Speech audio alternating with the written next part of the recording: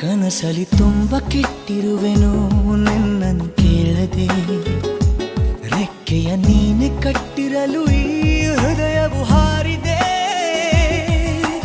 ನನ್ನ ಕೌತುಕ ಒಂದೊಂದೇ ಹೇಳಬೇಕು, ಆಲಿಸುವಾಗ ನೋಡು ನನ್ನನ್ನೇ ಸಾಕು.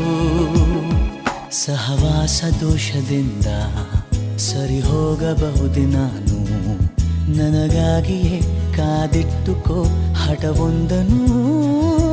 ಕೆಳಗುವ ಮುನ್ನವೇ ಪರವಶನಾದೆನು, ಅರಿಯುವ ಮುನ್ನವೇ ಪರಿಚಿತನಾಗಲಿ ಹೇಗೆ ಪ್ರಣಯಕ್ಕೂ ಮುನ್ನವೇ.